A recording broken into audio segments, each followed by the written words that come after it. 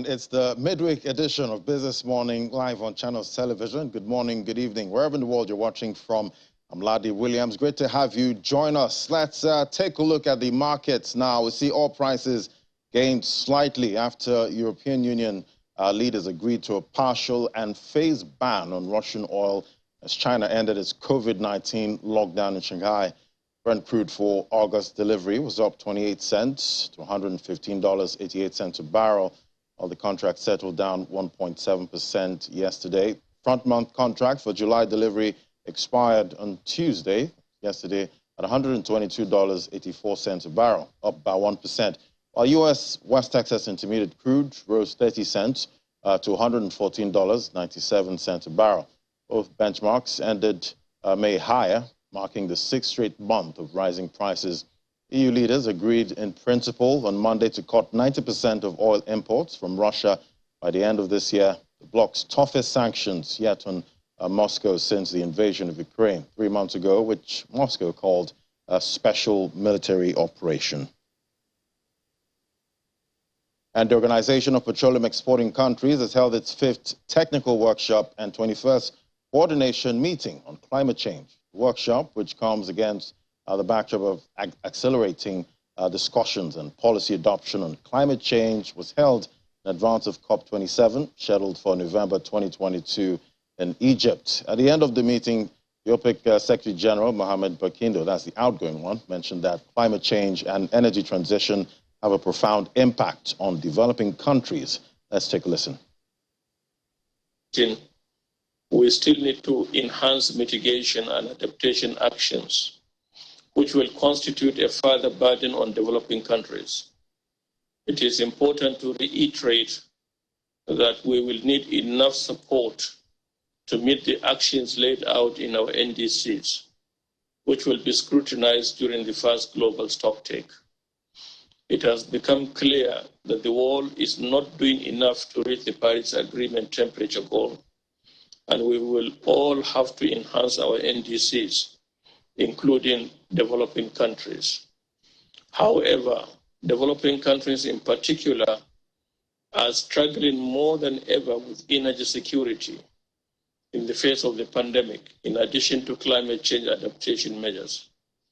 Therefore, it is essential that we leverage this platform to enhance collaboration and cooperation on these issues.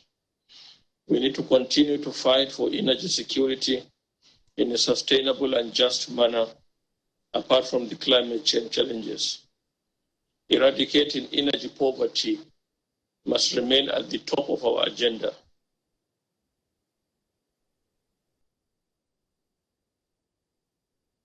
And now to our first conversation. Decentralized finance, also known as DeFi, has come a long way from being a term only known to tech insiders. Though still in early stages of development, DeFi is said to have potential to open the door to a new industry within the African financial ecosystem. Well, to discuss issues in DeFi and adoption outlook, we have Temisa Agbajo, DeFi analyst with Kudi Financials, joining us right here on Business Morning.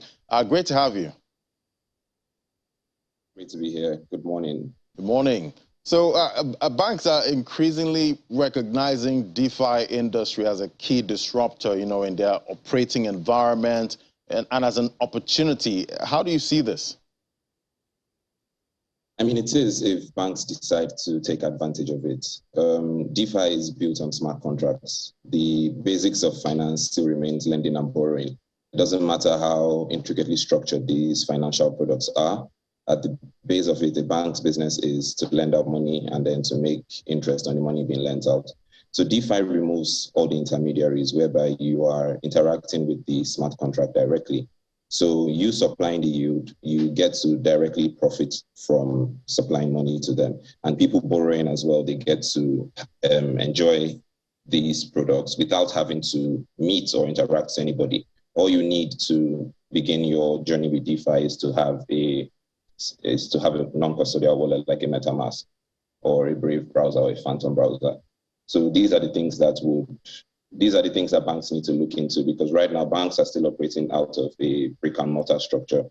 You would need to go into a bank, set up your account, You need to give them valid identification. There are so many processes required to start doing business or start transacting. And even when you do create a bank account, it's not so easy for you to get a loan without any previous structure or, let's say, being a salary earner.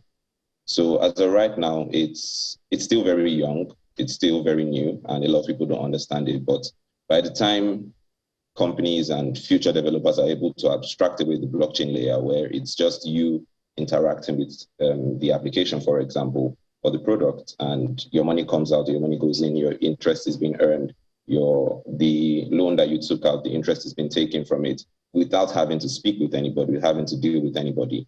So these are the things that will definitely be finance of the future. So it's a case of, a case of banks needing to participate. Yeah, and the decentralized finance, is supposed to be decentralized, but are there really fully, decentralized, platforms? Because it seems there's always going to be some kind of central figure, even though it's, DeFi. Okay, so how it mostly happens is you have the creators of projects, you have people that build their protocols, and then along the line, they start seeding power towards the users. So that's when you now end up having things called governance tokens. You get for platforms like Aave and Compound now. That's when you get things like governance tokens or even Convex. So these governance tokens give you a chance to vote on the direction that the protocol is going to take. So people can submit improvement plans, and then people within the community get to vote on if or not it happens. So the way it works is you build it, you start it, but along the line, you eventually want to seed power and leave it to run as a smart contract that it is, because the point of failure is still the human beings. So leaving it decentralized is the key. It might start off being centralized, but often more than not, an airdrop happens, distribution happens, and then the development team slowly releases power towards the community. Quite interesting. But what would you say are the key differences, between, DeFi and traditional finance? Is it complementary, or is just a competition at this point? It's not competition yet, but it's definitely competition that needs to, or that is going to happen, because decentralized finance doesn't need a brick and mortar building. They don't need a CEO. You just need to have a wallet to plug in. Banks still need to deal with regulations. They need to deal with KYC. They need to deal with a lot of things. They need to deal with a lot of things that decentralized finance does not need to. It doesn't mean that there are no problems with DeFi, because there is regulatory problems rather. But I mean, the key difference is basically there is no restriction. You can access Compound from anywhere in the world, as far as it's not restricted by, as far as crypto is not banned in that country. You could participate from wherever. They don't need to know your name to give you a loan. You submit your assets, and these things just happen. It's seamless. It's a seamless transaction. Yeah, and with the war in Ukraine, we've seen the West hammer financial sanctions on Russia, limiting the ability to make international payments. And now we see Russia looking seriously into central bank digital currencies. How do CBDCs play into DeFi? So again, from the name, central bank denominated currency, and then decentralized finance. So there is still a solid disconnect. So what works with DeFi now is we have protocols like you have stable coins like USDC, USDT, BUSD. And then we have companies like Paxos, we have companies like Merit Circle. These are companies that will tell you that they will redeem your stable coins for the dollar. So there is direct backing for it. And at every point in time, you can see the market cap of these tokens. You can know how much USDC is in circulation. And then when they do an audit of Merit Circle, you would see that, okay, they have $47 billion because there's 47 billion USDC in crypto right now, and vice versa for BUSD and Paxos.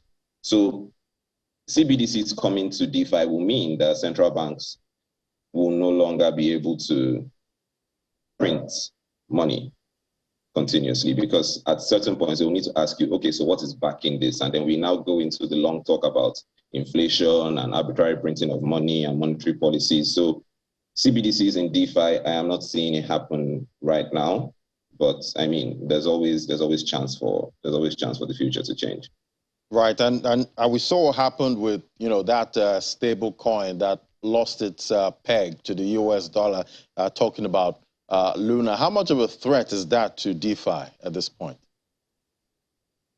So beautifully, losing $14 billion is not a threat to DeFi because everybody's still standing. The markets have not crashed. People that were holding their Bitcoin are still holding their Bitcoin. People holding Ethereum are still holding Ethereum. But Luna is gone. Okay, fine. Algorithmic stablecoin no longer exists. What next? What are we going to do? And that is exactly the point of decentralized finance. You want a system that is anti-fragile. You don't want one person's policies to come and ruin everything that you are doing. It shouldn't be a case of just because one person made a decision, then millions of people have to suffer. I mean, Luna USD was a bad thing, but this is an industry that is barely 10 years old. This is a protocol that was about 2 years old. Yes, it's a lot of money that's gone, and yes, a lot of people are sad about it, but the system is working the way it was designed to work. There is nobody stepping in to suddenly give a larger payout to the Luna company because they were too big to fail. So that statement doesn't exist. $40 billion is a lot of money, but yet it's not deemed too big to fail. If it's not good, it's not good. Right, and we'll see how that impacts, other stable coins, going forward, even though that was some kind of experiment. But still talking about central bank digital currencies, how much of a threat is that to the US dollar's dominance as the world's currency? As of right now, there is zero threat to the US dollar as a currency. Even in crypto generally, stable coins have one of the largest market share, and the stable coins are denominated in the US dollar. There is no other currency worldwide that is a reserve currency. So unless that changes anytime soon, that's when we'll now start saying that something is a threat to the dollar. I mean, the long-term play that most Bitcoin believers will say is that Bitcoin will become the new denominated reserve currency. And I mean, it's still up for a lot of discussion because of the price and the volatility of Bitcoin. I mean, when we get to the point where Bitcoin price changes moves in the 0.5% like stock markets and the 0.1%, that's when we can now start having conversation about things being a threat to the US dollar. But everybody's doing trade in the US dollar. Everybody's going to collect the US dollar. I'm not seeing any country being able to impose sanctions on the US and they'll be successful with it, unlike what they're doing with Russia currently. So as long as they are still the America that we know and that we love, then I don't see anything happening to them from CBDCs or DeFi. Right. But, most countries have regulation that seem to, stifle DeFi, and, most companies use DeFi in operations, at this point. How does it work, in the face of regulatory uncertainties?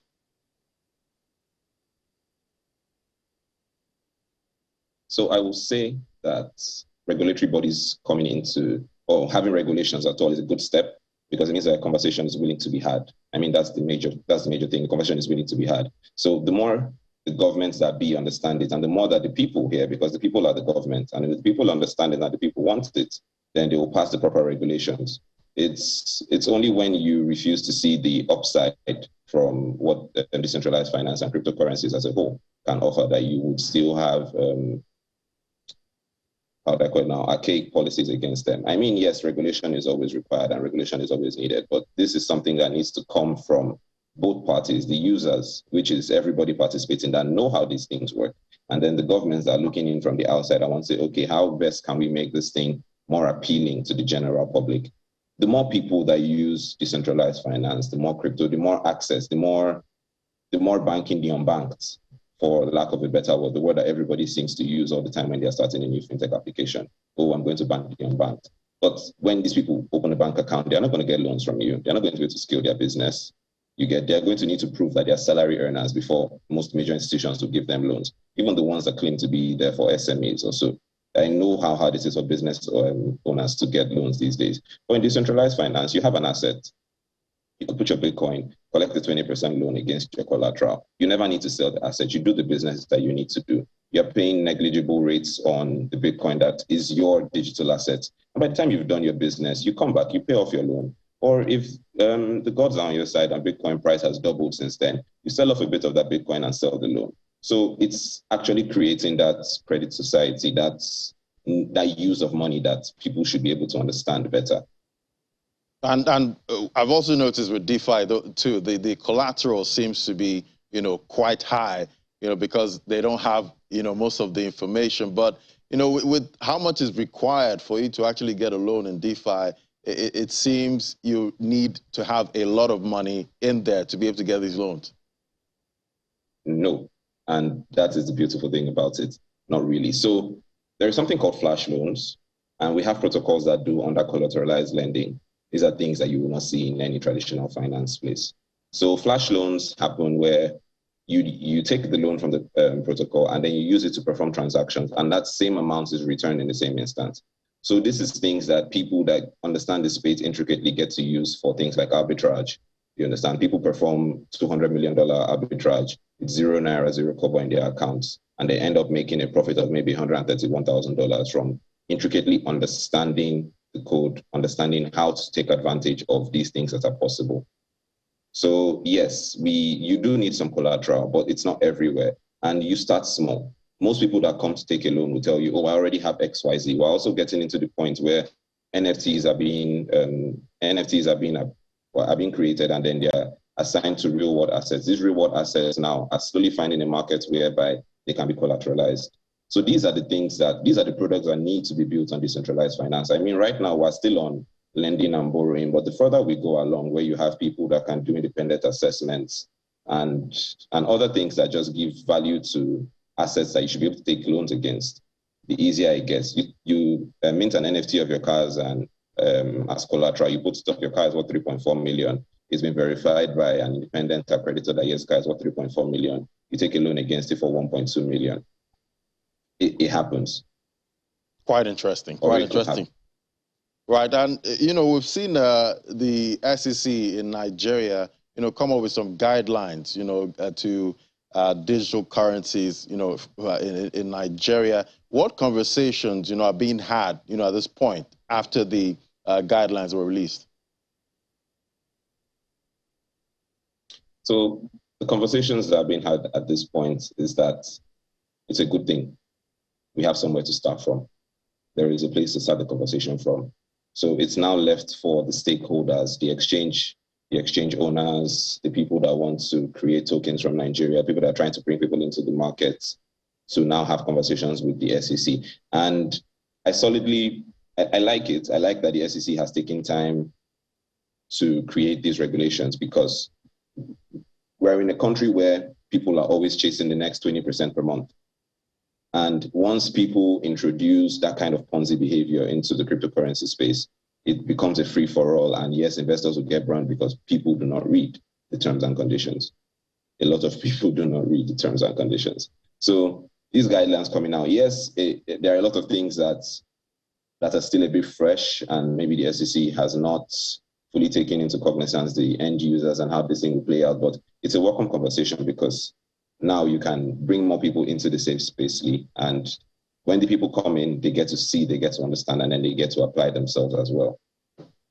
Right, and understanding is very important in that space, because everything there is quite techy, and not everybody will understand all of that. But what's your outlook, for the DeFi adoption, in Nigeria and Africa going forward? What do you see, say, in the next 5 years?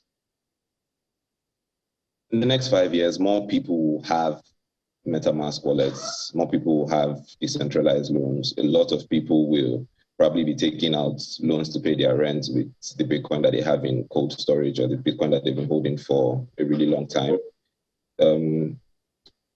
Technology grows in exponents, and we're thankful for that. If it was a linear thing, now we'll be saying, oh, it take about 20 years. Look at banking 10 years ago and look at banking now. So now look at how much technology is being used for these things. And the younger generation, they have a grasp of it. A lot of things happen in Discord, a lot of things are happening on Twitter. And these are spaces where the younger generation gets to understand. And the more people being taught about these things, the easier it is for adoption to happen. So in 5 years' time, I believe even you'd be having a decentralized finance loan, just for the sake of it. Just for the sake of it. Well, we'll keep watching that space. Very interesting space that's truly growing exponentially. Thank you so much, Temisan Agbajo, DeFi analyst with Kudi Financials. Thank you so much for coming on the program. Thank you very much for having me, Ladi. All right. So after the break, AFEX Commodities update is next. Do stay with us. This is Business Morning.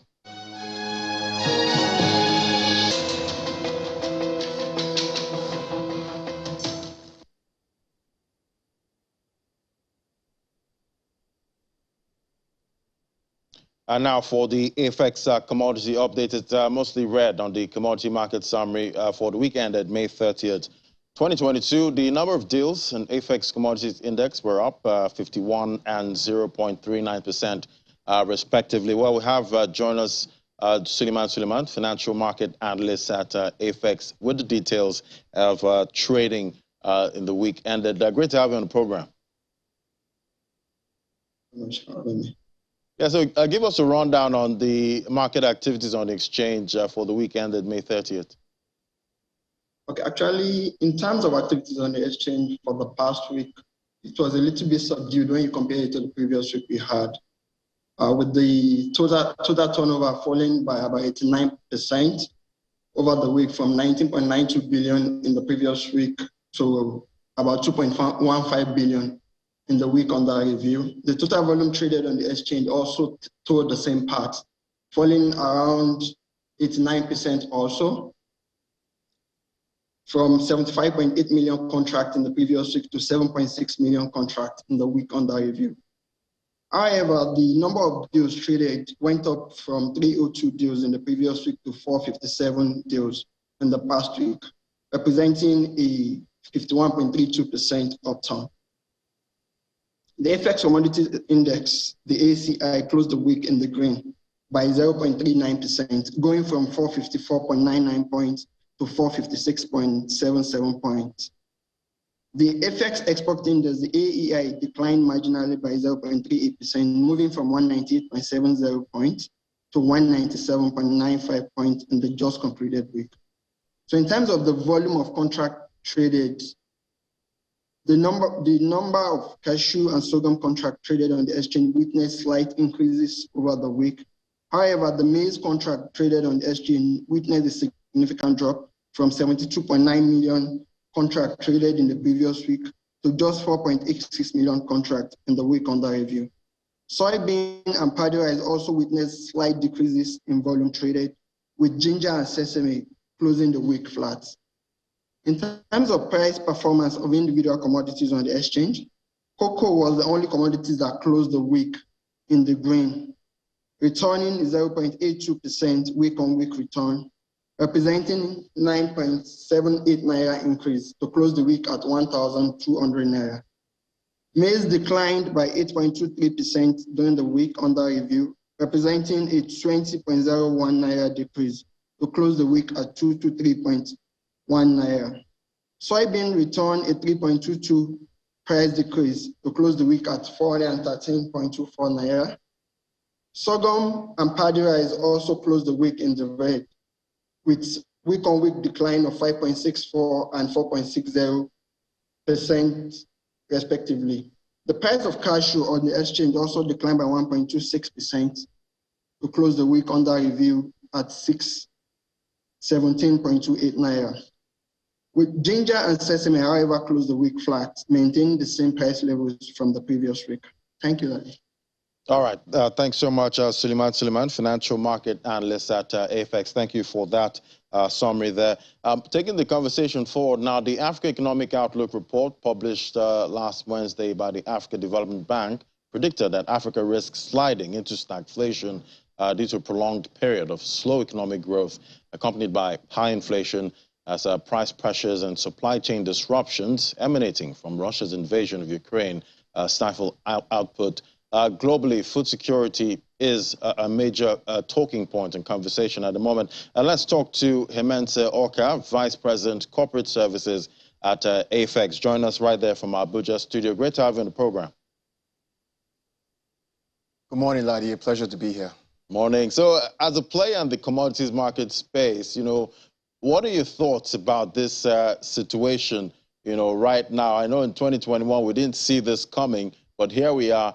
Food security is a problem right now. Sure. No, the outlook is actually quite dire. And not to sound alarmist, but I think the report is correct. We could be sliding into a food crisis if we don't intervene in a manner that's appropriate. So if you look across the board, inflation is quite high. I was speaking to a colleague of mine in the office this morning, and he was saying a carton of chicken is over 40,000 naira now. We see fertilizer prices increasing every day.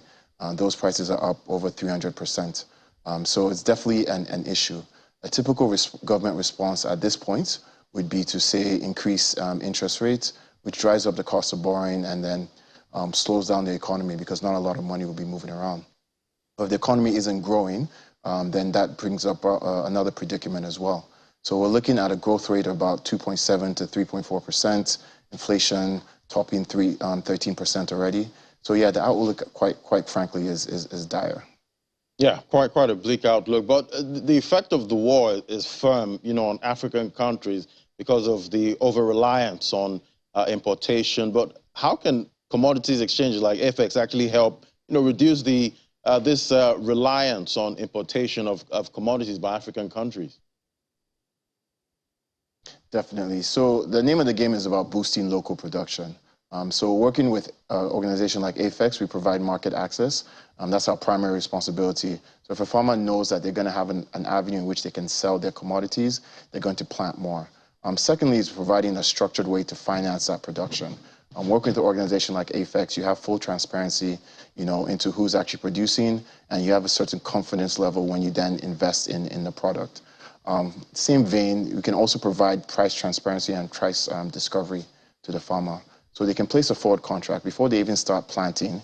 They know that this is the price at which I can sell my grains. And so I have a confidence level going into the season that I'm going to be able to have a market and make a good return on my product. This season especially, we're seeing people come to us looking for fertilizer because it's in short supply. They know if you work with us, you can get good quality fertilizer at a good price. And finally, there's leverage. So I already mentioned that prices are going up over 300% for fertilizer. So imagine, taking that same amount of money that you would have spent last year to buy 3 bags, you can only get 1 bag this year. So dealing with AFEX, you put a deposit down, a down payment, and you then have that excess capital that you can then leverage to do other things, such as bring in mechanization, maybe even get higher improved seeds to boost your local production. So there's a big advantage with working with an organization like us. Quite interesting. But could you identify, policy directions, that the private sector roles, that could actually help mitigate this intending stagflation in Africa? So it's tough, right? Because I said you have to be careful with the mechanisms that you use. So just increasing interest rates is not necessarily going to help. So there's going to be a short-term and a long-term intervention here that needs to be deployed. So in the short run, definitely we're looking for some sort of fertilizer subsidy to come into the market. Farmers are having a hard time acquiring the inputs that they need, and so a subsidy would help reduce that burden on them. But then, also supporting other organizations that are in the business across the whole value chain, organizations like ours, like other market makers as well, to help them boost local production. But longer term, definitely has to be other mechanisms that are used.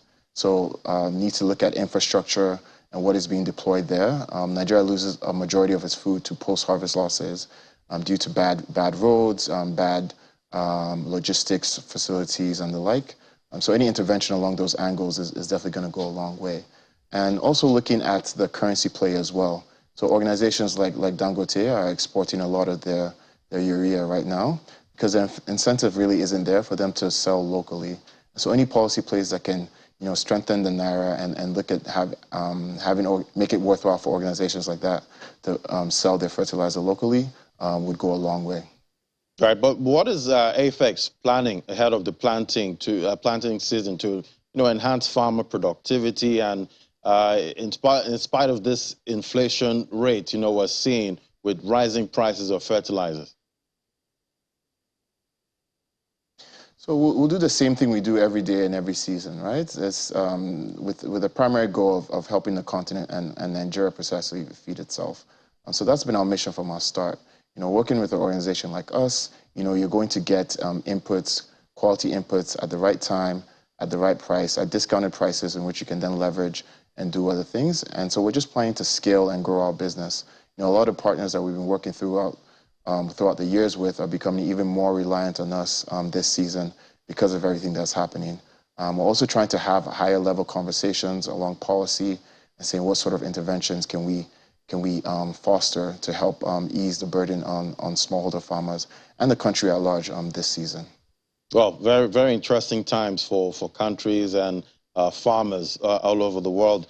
Thank you so much, Mensa Orka, Vice President Corporate Services at AFEX. It was great having you on the program. Thank you, Ladi. It's a pleasure. All right, we'll take a moment now.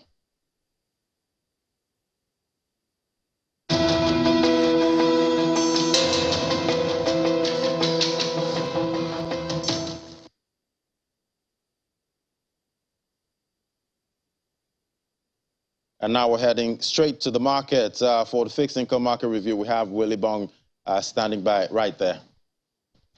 Hi, Ladi. How are you doing today? Yesterday, well, you're great, but the equities market ain't great today. It's definitely not great. Yesterday, we saw something really surprising that happened in the market. Market close was at 0.25% down, and margin was we're still at the 53,000 points. And say, great, the market is going on. Fine, mild drop, moderate drop there, but surprise move there. Dangote Cement brought the market down lower by 1.45% at, before 4 p.m. And that's like free falling from, the close of business. So we've seen the ASI, that's the all share index, now at 52,000 level there, and the all share index, the market cap is still at the 28,000 level, but the 28 trillion naira mark there. But still, we don't know if the market will keep free falling from here, or is just going to keep nose diving, as I said earlier, or is it going to rebound in today's session? We'll watch and see at the close of business. Now, but the month-to-date and year-to-date gains are still at the positive level territory. Is 6.8% for the month-to-date and 24.1% for the year-to-date gain. Now, total volume yesterday took a reverse mode from what we had on Tuesday. We saw volume and value was down yesterday, quite significant from what we had on Tuesday, and deals was at 5,190. However, TransCore scored the highest for the top trades. It had more buy interest in terms of volume. It's 6.74 million units of its shares were traded there, while MTN, when we said most trades by value, we had MTN at 1.64 billion now. Now, moving over, we saw banking sector, all sectors, key sectors in the red. Yesterday was a sea of red for the sectoral performance. Banking down 0.15%, consumer industrial insurance, oil and gas. It keeps getting lower, and in terms of the market breadth, it was a stalemate as we had 20 gainers to 20 losers, and TransCore Hotels and Champion topped the gainers list, while Nigerian breweries and the Northern Nigerian flour mills recorded the most gains and the most losses for yesterday. It was a similar picture at the NASD market. The OTC market, the index dropped by 1.28%, settling at 770 points, and then we had 1.01 trillion naira as the market cap. It dropped, it had a 2 million naira drop yesterday's session, and we're just hoping that the market rebounds, especially the NASD has not been doing so well this week. Well, same with the equities market. We'll move quickly to the fixed income market, where trading in the bond space has been quiet. Treasury bills was also, there was really no more transactions. Except for the bonds, we had little or no transactions for the OMO and Treasury bills, but we have Caleb Alimi, fixed income dealer at FSDH Merchant Bank, to give us more details on that. Hi, Caleb, good morning. Good morning, Will. Thank you for having me. Caleb, as I was saying earlier, we saw little or no transaction for the Treasury bills, no action there. Tell us what's going on in the fixed income, especially the Treasury bills segment. Okay, that segment is driven largely by interbank system liquidity, but we haven't seen that has been very tight over the past week or two. We've seen, declined activities there and there due to the fact that there's a liquidity squeeze. However, we do expect activities to pick up, as there was a late inflow of FARC into the market yesterday. So from today, we should see demand for short to mid-dated Treasury bills, and that should improve going forward. Okay, did that affect the overnight lending rates for the banks? Did that affect the bank? Yes, yes. Overnight and OPR rates also dropped from 14% to 6% on the back of the inflow from the federal allocations. And so we expect that to also remain. We expect market to trade around those levels until, say, sometime on Friday. So what positive trigger do you think the market should expect to actually, spur it, give it some momentum? What do you think the market should be expecting, or what can really spur the market at this moment, especially apart from incoming liquidity, maybe incoming maturities? What other thing does the market need to give it a boost up right now? We need an auction. We need an auction, basically. We need supply of securities. As soon as there's an OMO maturity, there was an OMO maturity yesterday. Hopefully there's an OMO auction on Thursday that will spur some activity in the market. Also, we expect a bond auction about 2-3 weeks down the line. That would be another sort of supply into the fixed income market. So we need an auction to, spur activities in the market. Okay, thank you so much, Caleb Alimi, for fixed income dealer at FSDH Merchant Bank, for your insight on the program. Thank you so much. Thank you. Bye. So, Ladi, here we have it. It's quite dry for the fixed income markets. Equities are not performing as well, and I'm hoping it's not going to keep nosediving. Today, I want to say something green. Something green, yeah. Yes, and I know that fixed income space, it seems quite boring now, but at some point, the cycle is going to switch. I will see some interest, in that market. We see how these markets go in cycles. I was actually expecting now with the interest rate hike from the CBN that we're going to see more action in the fixed income space. But right now, it's more like they're both towing the same line. I'm wondering. Maybe we can expect a lagged, response, at this point. Maybe just a little lag. Yes, might so see it's just that, knee-jerk reaction to it, and we got that boost, and then now we're just waiting to see, okay, what next? What next for the market? What next? Anyway, we'll keep tracking that market. Thank you so much, Will. All right. All right, after the break, we will head to London. That's the moment to stay with us.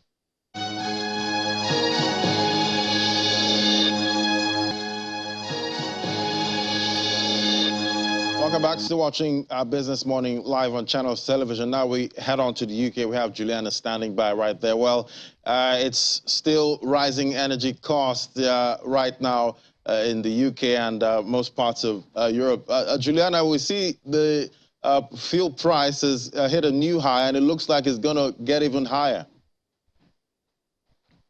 Good morning, Ladi. Yeah, that's right. It costs about £100 now for a family of four to fuel their car with petrol, which I think equates to about 60,000 naira. This is just how petrol prices have been increasing. We have seen a steady increase over the past few weeks. They've been made worse by the Russian war in Ukraine. But I think Monday's decision by the EU to phase out importing Russian oil by the end of the year is what has spiked this recent increase. We did see a barrel of Brent crude, which is the benchmark for oil prices, climb above $124 a barrel, and it's not even started yet. Once the embargo kicks in, there are fears that it could get worse. This is a good opportunity for me to mention the Queen's Platinum Jubilee.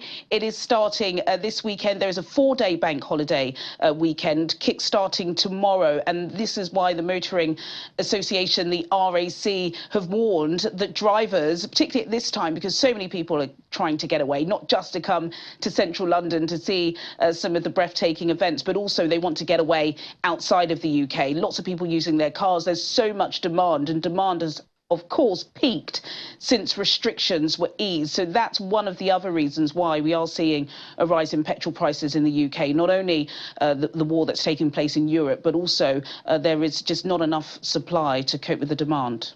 Quite interesting. Well, we'll be watching out for the Queen's Jubilee this week. We know will be giving us, telling us what's happening, with all of that. Thank you so much. But how is Mike Ashley's Fraser Group? We see they bought Misguided out of administration for about a £20 million deal. Tell us more about this. Yeah, that's right. So Misguided, which was founded in 2009 by a very successful Asian businessman living in the UK, it was one of the first type of fast online fashion brands to take hold, and there was lots of growth. But as we've seen, consumer habits are changing, and unfortunately for Misguided, they just couldn't keep up with their dominant competitors, particularly Boohoo, who were one of the brands who were in last-minute rescue deals discussions with them over the weekend. Unfortunately for Boohoo, the conversation just didn't reach any potential. And so now, after falling into administration, the Frasers Group have acquired the intellectual property in the online site for £20 million. The Frasers Group are typical at doing this. They've done this with several brands over the past couple of years who have fallen into administration, and they've lifted them out. They most notably own House of Fraser, Sports Direct and other brands such as Game. And so they are going to take it on. We're not sure what's going to happen with the 144 staff that Misguided have. We're not expecting them to stay on at Fraser's, but it just goes to show that even the online fashion brands are struggling at the moment. I think a couple of weeks ago we had a forecast from Boohoo saying that they're not expecting growth to be like anything as it was during the pandemic when everyone was buying loungewear, Laddie. Right, all the pandemic darlings. All right, thank you so much, Juliana. We'll talk to you later at 1:30. Thank you. All right, now let's take a look at other markets. Now we'll see, well, in the crypto space, we see the Fear Greed Index there at 17%. Quite another improvement from yesterday, was about 16. It shows that the fear, the extreme fear is easing out gradually, and maybe it might just get to fear, but it's still fear anyway. Looking at the market cap there, $1.30 trillion, that's down about 0.43%. Volume traded in the total crypto space, that's Bitcoin plus the altcoins, standing at $85.51 billion. And we see Bitcoin dominance still inching up there at 46.26%. Look at the price of Bitcoin now. We see $31,603.39 at 8 a.m. this morning. Is up about 0.38%. Volume traded in Bitcoin, $33.18 billion. And we see Bitcoin trying to stay above that 30K range at this point, holding on pretty well at $31,603. We see that there's 2,000 resistance on a couple of occasions, but the bears have protected gains above 32,200 at this point. Let's look at Ethereum there, $1,934. That's down about 1.53%. Volume traded $17.92 billion, and it's a mixed bag. We're seeing at the top alts by market cap, a couple of greens and a couple of losses also. Let's bring in Solomon Amunde now, digital market analyst. Hello, Solomon. Good morning, Laddie. Good morning. Good morning. Great to have you. Now, let's talk about the central bank digital currency. We see the Fed is looking at, potential effects of the CBDCs on monetary policies. Do you think we'll see CBDCs sooner than later at this point? Yeah, I believe stuffs like this, they actually take some time to be able to finalize, and I expect about 24 months before they can come to a conclusion on if they would be allowed or not, and also how this will operate, because it takes a whole lot, and I'm assuming that they would have to select a blockchain so that they would need their own token to run on. So it's a whole lot to consider, and there are a whole lot of ways that this can turn out to be. So just keeping our fingers crossed. For time frame, I'm looking at 2 years basically before we see any CBDC in the market. It'll be quite interesting to see CBDCs actually take full effect, in the economies. But now we see Basel Committee is pressing on with restrictive requirements for, banks' crypto holdings. What impact would bank regulation have on crypto adoption?